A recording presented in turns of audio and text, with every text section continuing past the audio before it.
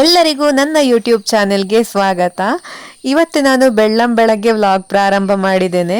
ನಾನು ಹೀಗೆ ಬೆಳಿಗ್ಗೆ ಸುತ್ತಾಡ್ತಾ ಇರುವಾಗ ಹಕ್ಕಿಗಳ ಚಿಲಿಪಿಲಿ ಕಲರವೆಲ್ಲ ಕೇಳ್ತಾ ಇತ್ತು. ಹಾಗೆ ಸುಮ್ಮನೆ ನಿಂತುಕೊಂಡು ಪ್ರಶಾಂತವಾಗಿ ಆ ಹಕ್ಕಿಗಳ ಚಿಲಿಪಿಲಿ ಕಲರವವನ್ನು ಕೇಳ್ತಾ ಇದ್ದೆ ಆಯ್ತಾ. ನಾನು ಆ ನಿಶ್ಶಬ್ದದಲ್ಲಿ ಹಕ್ಕಿಗಳ ಕೂಗನ್ನು ಎಂಜಾಯ್ ಮಾಡ್ತಾ ಇದ್ದೆ ಆಯ್ತಾ. ಹಾಗೆ ಎಂತ ಮಾತಾಡಲಿಲ್ಲ. ಇಲ್ಲಿ ಸೂರ್ಯೋದಯ ಆದದ್ದು ಕೂಡ ನಿಮಗೆ ಕಾಣ್ತಾ ಇರ್ಬೋದು. ನಮ್ಮ ಮನೆಯಿಂದ ಆ ಕಡೆ ಒಂದು ಸಣ್ಣ ಗುಡ್ಡದಲ್ಲಿ ಒಂದು ಹಣ್ಣು ಉಂಟು, ಮಾಣಿಕ್ಯ ಹಣ್ಣು, ಜಂಬುಕ್ಕೆ ಹಣ್ಣು, ಅಥವಾ ನಾವು ಅದಕ್ಕೆ ಪುಚ್ಚಕಣ್ಣು ಹಣ್ಣು ಅಂತ ಕೂಡ ಕರಿತೇವೆ ಆಯ್ತಾ. ಆ ಹಣ್ಣು ತಿನ್ನಲಿಕ್ಕೆ ಹೋಗ್ತಾ ಇರೋದು. ಈಗ ನನ್ನ ಜೊತೆ ಮಲ್ಲಿ ಇದ್ದಾಳೆ. ಮಲ್ಲಿ ಇವಳ ಅಡ್ಡ ಹೆಸರು ಆಯ್ತಾ. ಅವಳ ಹೆಸರು ಹೇಮಾವತಿ ಅಂತ, ನಾವು ಮಲ್ಲಿ ಅಂತಾನೆ ಕರೆಯುವುದು.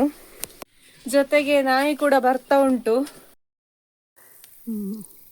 ಇಲ್ಲಿ ಕಾಣ್ತಾ ಉಂಟ ನಿಮಗೆ ಹಣ್ಣು, ಇದೇ ಹಣ್ಣು ಆಯ್ತಾ. ಇರುವೆ ಉಂಟು. ನಮ್ಮ ಮನೆ ಹಂಚಿನ ರಿಪೇರಿ ಕೆಲಸ ಆಗ್ತಾ ಉಂಟು, ಹಾಗೆಲ್ಲ ಹೋದದ್ದಾಯ್ತಾ. ಕಾಣ್ತಾ ಉಂಟಲ್ಲ ಗಿಡ, ಅದರಲ್ಲೇ ಆಗುದು ನೋಡಿ ಎಷ್ಟು ಉಂಟು. ಬಾ,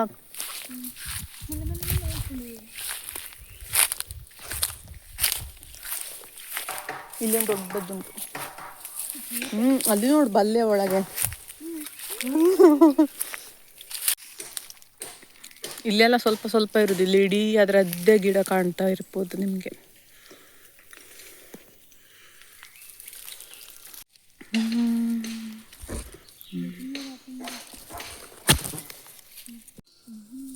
ನಾವೆಲ್ಲ ಸಣ್ಣದಿರುವಾಗ ಈ ಜಾಗಕ್ಕೆ ಬಂದು ಎಷ್ಟು ಕೂಡ ಕೊಯ್ದು ತಿಂತಾ ಇದ್ದೆವು ಆಯ್ತಾ.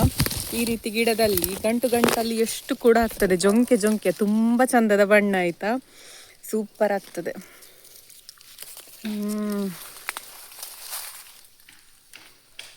ಈ ಜಾಗದಲ್ಲಿ ಅಂತೂ ಅದರದ್ದೇ ಅದು ಗಿಡ ಇರುದು.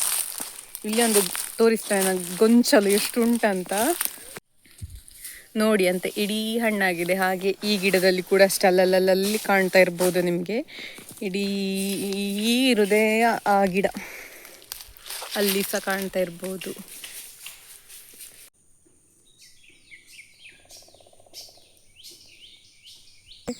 ಇದಕ್ಕಿಲ್ವಾ ನಾವು ಪುಚ್ಚೆಕಣ್ಣು ಹಣ್ಣು, ಜಂಬುಕ್ಕೆ ಹಣ್ಣು, ಮಾಣಿಕ್ಯ ಹಣ್ಣು ಅಂತೆಲ್ಲ ಕರಿತೇವೆ ಆಯ್ತಾ. ನಮ್ಮ ಕಾಡಿನ ಚೆರಿ ಹಣ್ಣು ಅಂತ ಹೇಳಿದ್ರು ಕೂಡ ತಪ್ಪಾಗ್ಲಿಕ್ಕಿಲ್ಲ. ಬಣ್ಣ ನೋಡಿ ಅಂತ ಎಷ್ಟು ಚಂದ ಉಂಟಂತ.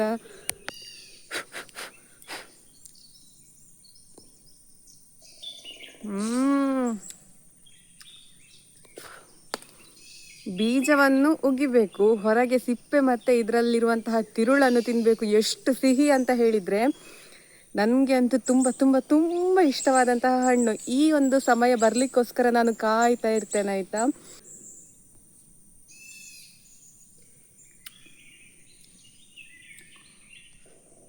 ತುಂಬ ತುಂಬ ಸ್ವೀಟ್ ಉಂಟು, ಒಳ್ಳೆ ನೀರಾಗಿ ರಸಭರಿತವಾಗಿ ಉಂಟಾಯ್ತಾ. ಈ ಗಿಡ ಇಲ್ವಾ ನಮ್ಮ ಭಾಗದಲ್ಲಿ ತುಂಬ ಉಂಟು. ಇಲ್ಲಿ ಹಿಂದೆ ಕಾಣುದೆಲ್ಲ ಇದ್ರದ್ದೇ ಗಿಡ ಆಯ್ತಾ. ಹಾಗಾಗಿ ಈ ಸಲ ಹಣ್ಣು ಮುಗಿಯುವ ತನಕ ಹೋಗುದು ತಿನ್ನುದು ಇದೇ ಕೆಲಸ ನನಗೆ. ಇದಕ್ಕೆ ಆಯುರ್ವೇದ ಕ್ಷೇತ್ರದಲ್ಲಿ ಕೂಡ ಒಳ್ಳೆ ಮಹತ್ವ ಉಂಟು ಅಂತ ಹೇಳುದನ್ನು ಕೇಳ್ಪಟ್ಟಿದ್ದೇನೆ. ನಿಮ್ಮ ಊರಲ್ಲಿ ಈ ಹಣ್ಣಿಗೆ ಎಂತ ಹೇಳ್ತೀರಿ ಅಂತ ಹೇಳುದನ್ನು ನನಗೆ ಕಮೆಂಟ್ ಮಾಡಿ ತಿಳಿಸಿ ಆಯ್ತಾ. ಬಣ್ಣ ನೋಡಿ ಅಂತ ಎಷ್ಟು ಚಂದ ಉಂಟಂತ. ನೀವು ಯಾವತ್ತಾದ್ರೂ ಈ ಹಣ್ಣನ್ನು ತಿಂದಿದ್ರೆ ನನಗೆ ಕಮೆಂಟಲ್ಲಿ ತಿಳಿಸಿ. ಕಾಣ್ತಾ ಉಂಟ ನನ್ನ ಕೈಯಲ್ಲಿ ಎಂತ ಕಲರ್ ಗೊತ್ತುಂಟಾ.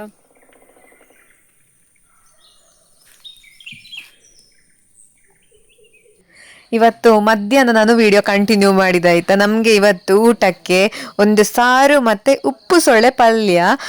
ಇವತ್ತು ಕೆಲಸದವರು ಕೂಡ ಇದ್ದ ಕಾರಣ ತುಂಬ ಮಾಡಿದ್ರ ಅಮ್ಮ. ಅವರಿಗೆ ಬಡಿಸಿ ಎಲ್ಲ ಆದ ನಂತರ ಈಗ ನಾವು ಊಟಕ್ಕೆ ಹೋಗ್ತಾ ಇರುವಂತದ್ದು. ಹಾಗೆ ಇಷ್ಟು ಸ್ವಲ್ಪ ಕಾಣುದು.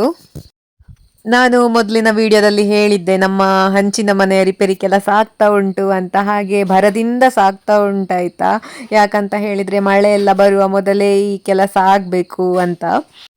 ದಿನ ಇಡೀ ಇದೇ ಕೆಲಸ ಆಗ್ತಾ ಇರುವ ಕಾರಣ ಮನೆಯಲ್ಲಿಲ್ವಾ, ನಾನು ಕೆಲಸ ಮಾಡುವಾಗೆಲ್ಲ ಇದೇ ಶಬ್ದ, ಜೊತೆಗೆ ಅವರು ಮರವನ್ನೆಲ್ಲ ಕುಟ್ಟುವ ಶಬ್ದಗಳು. ಆದರೆ ಎಂತ ಮಾಡ್ಲಿಕ್ಕೆ ಆಗುದಿಲ್ಲ, ನಮಗೆ ರಿಪೇರಿ ಕೆಲಸ ಕೂಡ ಮುಖ್ಯ ಅಲ್ವಾ. ಹಾಗೆ ನಾನು ಒಳಗೆ ಕೂತ್ಕೊಂಡು ಕೆಲಸ ಮಾಡ್ತಾ ಇರಬೇಕಾದ್ರೆ ಹೊರಗೆ ಇಲ್ಲಿ ಮನೆ ರಿಪೇರಿ ಕೆಲಸ ಮಾಡ್ತಾ ಇರ್ತಾರೆ. ನನಗೆ ಹೇಳುವಷ್ಟೆಂತ ಉಪಟಳ ಆಗುದಿಲ್ಲ ಅಥವಾ ತೊಂದರೆ ಆಗುದಿಲ್ಲ. ಕೆಲಸದವರು 9 ಗಂಟೆಗೆ ಸರಿಯಾಗಿ ಬರ್ತಾರೆ, ಮತ್ತೆ ಒಂದು 10 ನಿಮಿಷ ಮೊದಲೇ ಬರ್ತಾರೆ. ಮಧ್ಯಾಹ್ನ ಊಟ ಕೂಡ ಮನೆಯಲ್ಲೇ ಇರ್ತದೆ. ಒಂದು ಸ್ವಲ್ಪ ರೆಸ್ಟ್ ಮಾಡಿ ಮತ್ತೆ ಸಂಜೆ ಚಹಾ ಮತ್ತೆ ತಿಂಡಿ ಎಲ್ಲ ತಿಂದು 5 ಗಂಟೆಗೆ ಹೋಗುದವರು. ನೋಡಿ ಅಂತೆ ಆಕಾಶದಲ್ಲಿ ಯಾವ ರೀತಿ ಮುಗಿಲು ಹಾಕಿದೆ ಅಂತ. ನಮ್ಮ ಮನೆ ಬೇರೆ ಎದುರಿನ ಭಾಗದ ಹಂಚು ಎಲ್ಲ ತೆಗ್ದಿಟ್ಟಿದ್ದೇವಾಯ್ತಾ. ಇವತ್ತು ಮಳೆ ಬಂದರೆ ಮಾತ್ರ ನಮ್ಮ ಅವಸ್ಥೆ ಕೇಳಬೇಡ. ಮಳೆ ಬರೋದು ಬೇಡ ಅಂತ ಪ್ರಾರ್ಥನೆ ದೇವರಲ್ಲಿ. ಮಳೆ ಬಂದರೆ ಅಂತ ಮಾಡಲಿಕ್ಕಾಗೋದಿಲ್ಲ. ನೋಡಿ ಅಂತೆ ಮುಗಿಲು ಉಂಟು ನಿಮಗೆ. ಕಾರ್ ಮೋಡ ಕವಿತಾ ಉಂಟು. ದೂರ ದೂರದಿಂದ ಎಲ್ಲ ಗಾಳಿ ಬೀಸುವ ಶಬ್ದ ಕೇಳ್ತಾ ಉಂಟು. ಮಳೆ ಬರುವುದೇ ಬೇಡಪ್ಪ. ನನ್ನ ಅಕ್ಕ ಮೆಸೇಜ್ ಮಾಡಿ ಹೇಳಿದ್ಲು, ಅವರ ಮನೆ ಭಾಗದಲ್ಲಿ, ಅವರದ್ದು ಉಪ್ಪಿನಂಗಡಿ ಕಡೆ ಮನೆ ಆಯಿತಾ, ಅಲ್ಲಿ ಎಲ್ಲ ಮಳೆ ಬರ್ತಾ ಉಂಟು ಜೋರು, ನಿಲ್ತಾನೇ ಇಲ್ಲ ಅಂತೆಲ್ಲ ಹೇಳಿದ್ಲು. ಆದರೆ ನಮ್ಮ ಕಡೆಗೆ ಆ ಸಮಯಕ್ಕಾಗುವಾಗ ತಂಪು ಗಾಳಿ ಬೀಸ್ತಾ ಇತ್ತು. ಹಾಗೆ ನಾವು ಅಂದುಕೊಂಡೆವು ಮಳೆಯನ್ನು ಗಾಳಿ ಹೊತ್ತುಕೊಂಡು ಹೋಗಿದೆ, ಇಲ್ಲಿ ಬರುವುದಿಲ್ಲ. ಬಿಸಿಲು ಕೂಡ ಇತ್ತು ಆ ಸಮಯದಲ್ಲಿ. ಈಗ ಒಂದು 5-10 ನಿಮಿಷದಲ್ಲಿ ವಾತಾವರಣ ಎಷ್ಟು ಬದಲಾಯಿತು ಅಂತ ಹೇಳಿದರೆ, ಇಲ್ಲೆಲ್ಲ ಸರಿ ಕಾಣ್ತಾ ಇರ್ಬೋದು ನಿಮಗೆ ಮಳೆ. ನಮ್ಮದು ಚಾವಡಿಯ ಭಾಗ, ದೇವರ ಕೋಣೆ, ಮತ್ತು ಒಳಗೆ ಅಡುಗೆ ಮನೆ, ಮತ್ತು ಅಷ್ಟು ಬಿಟ್ಟರೆ ಮತ್ತೆಲ್ಲ ಜಾಗದಲ್ಲಿ ಇಡೀ ತೆರೆದ ಹಂಚು ಓಪನ್ ಮಾಡಿಟ್ಟಿದ್ದಾರೆ ಎಲ್ಲ. ಹಾಗಾಗಿ ಇವತ್ತು ಮಳೆ ಬಂದರೆ ಎಲ್ಲ ವಸ್ತುಗಳನ್ನು ಹಂಚು ಇರುವ ಜಾಗದ ಕೆಳಗೆ ಇಡಬೇಕಷ್ಟೆ. ಅವತ್ತೊಂದು ಸಲ ಹೀಗೆ ಆಗಿತ್ತು ಗೊತ್ತುಂಟಾ. ನಾವು ಹಂಚಿನ ರಿಪೇರಿ ಕೆಲಸ ಮಾಡುವಾಗ ಜೋರು ಮಳೆ, ಮತ್ತು ನಾವು ಪಟ್ಟ ಪಾಡುಂಟಲ್ಲ. ಆದರೆ ಎಂತ ಮಾಡಲಿಕ್ಕಾಗ್ತದೆ, ನಮಗೆ ಗೊತ್ತಿರ್ತದೆ ಈ ಸಮಯಕ್ಕೆ ಮಳೆ ಬರ್ತದೆ ಅಂತ ಅಲ್ವಾ.